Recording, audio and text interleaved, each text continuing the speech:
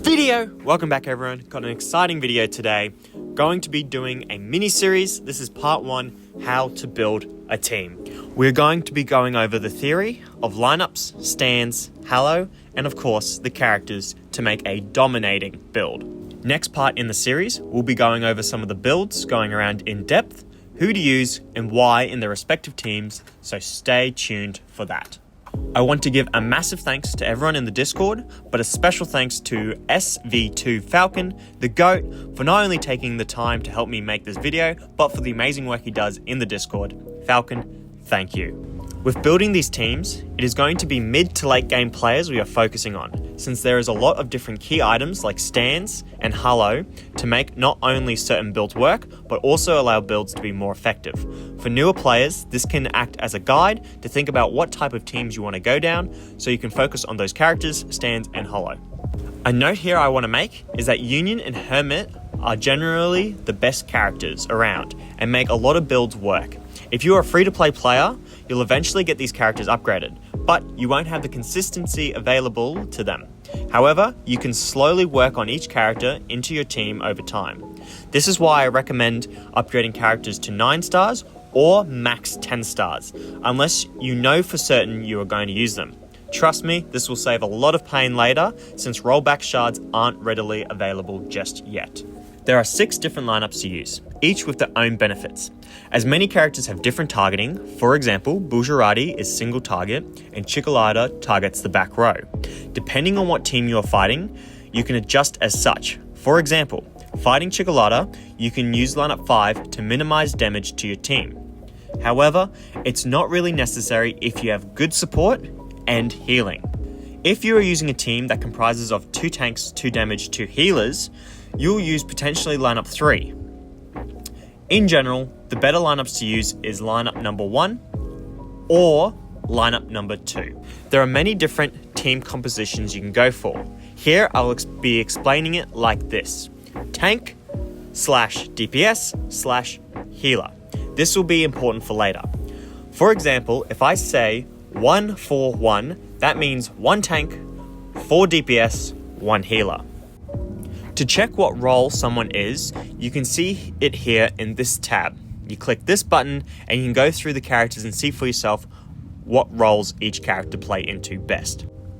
With these team comps, you can make as many combinations as you want, but the main ones are 1-4-1, 1-3-2, 2-3-1, 2-2-2, and finally 2-1-3. The reason this is important is because it'll help dictate what strategy and synergies within your team you are aiming for.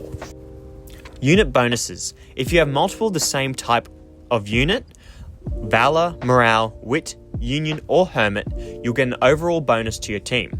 This is also a factor when making teams, as the extra percentage can really add up.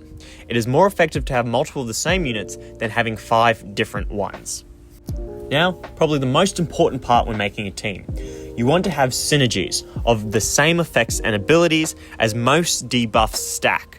This will result in more damage and overall power in your team. There are lots of debuffs slash buffs effects in the game.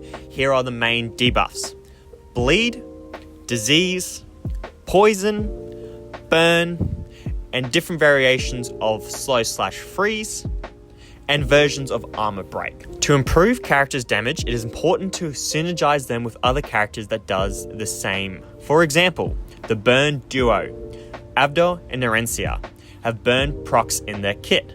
This means that they'll be able to apply more stacks to reach the cap and do huge amounts of damage. The same apply to other effects.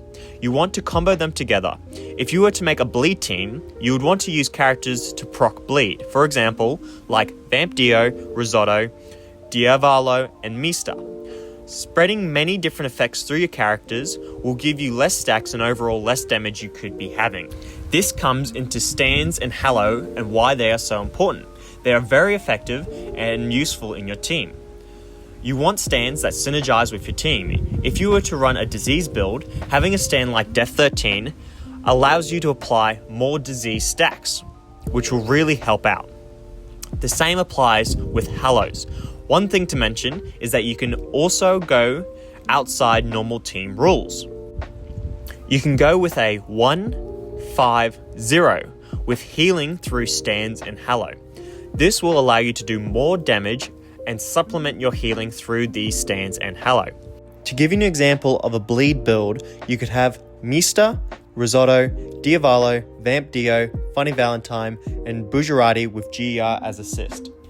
For the stands, have High Priestess to tank, Deep Diver to boost damage, Pearl Jam and FF for heals, and for Hallows, Sword of Pluck to apply bleed, Redstone and Toff for healing, and a Flex Hallow. Essentially, you kill them before they kill you, and you have healing in there to just keep people alive, and if you die, you could have GER to resurrect everyone. It works quite well. These are the things that you have to have a think about when combining all these characters together to make the most effective team that you can. I hope you all enjoyed this video. This is the theory of developing teams, and in the next part, we will go over different builds and bridging characters to those builds. Like, comment, and subscribe, and I'll see you all next time. Bye!